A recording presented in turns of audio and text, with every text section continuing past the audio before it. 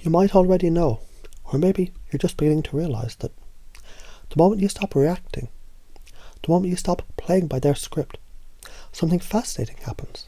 Because when they push, expecting resistance, and instead they find only stillness. When they provoke, expecting an emotional outburst, and instead they're met with a simple, curious question. When they try to control the narrative and suddenly they find themselves answering your questions, everything changes. Because who really has the power in a conversation? Is it the one who shouts the loudest, or the one who listens the deepest? Is it the one who reacts emotionally, or the one who remains centred, grounded and in control? Because you've seen it, haven't you? How people cling to their beliefs, not because they're true, but because they've never questioned them. How certainty is often just a fragile shell, and the right question at the right moment can crack it open. And now you already know that the one who asks the questions holds the frame. The one who remains calm dictates the flow. The one who watches without reacting becomes the one who directs the conversation. And isn't that powerful? Because when someone says you're wrong, you pause, you breathe, and you ask, what specifically makes you say that? How exactly did you come to that conclusion? What would have to be true for that belief to be false? And suddenly, the game is different. Because beliefs that were once solid, they begin to feel uncertain. Arguments that seem strong begin to unravel. And they start to wonder, not about you, but about themselves. And isn't that the moment? The moment they feel a flicker of doubt. The moment they start to see the cracks in their own thinking. The moment they realise maybe, just maybe, things aren't as certain as they thought. And when they try again, when they say, you'll never succeed, you smile and you ask, what exactly does success mean to you? And what would happen if you were wrong about that? And now they aren't defending their attack anymore. Now they're defending their own assumptions. Now they're questioning themselves. And isn't that fascinating?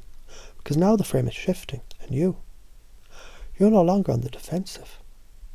You're no longer reacting. You're no longer playing their game. Instead, you're leading them to a conversation that they weren't prepared to have.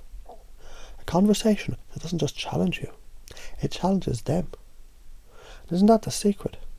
The most powerful people, they aren't the ones who prove themselves right. They're the ones who make others question what they thought they knew.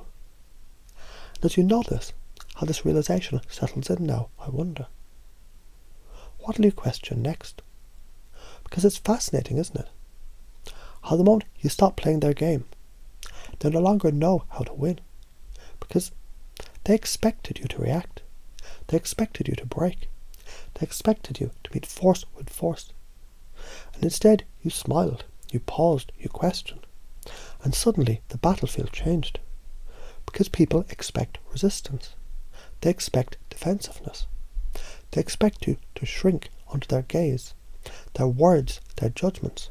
But what happens when you don't? What happens when instead of pushing back, you step aside and you let their force stumble into empty space? What happens when instead of reacting, you simply observe? Because when someone tries to belittle you, what does it say about them? When someone attacks you, what does it reveal about their insecurities? When someone judges you, are they really exposing their own fears, their own limitations, their own unchallenged beliefs? Isn't it interesting? Because what if you already won?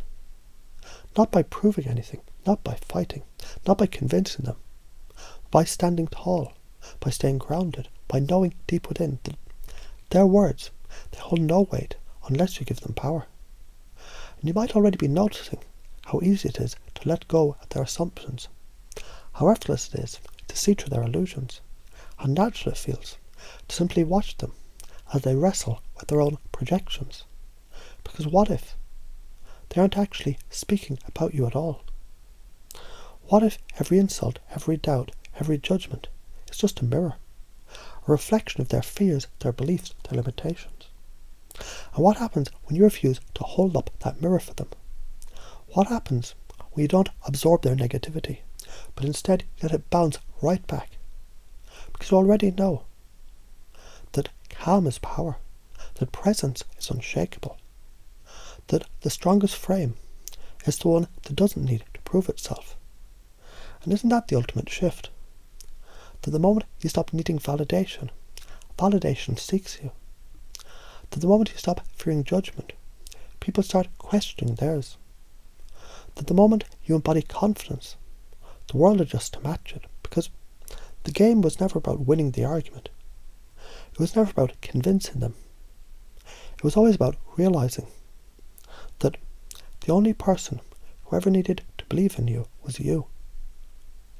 And now that you do, what else becomes possible?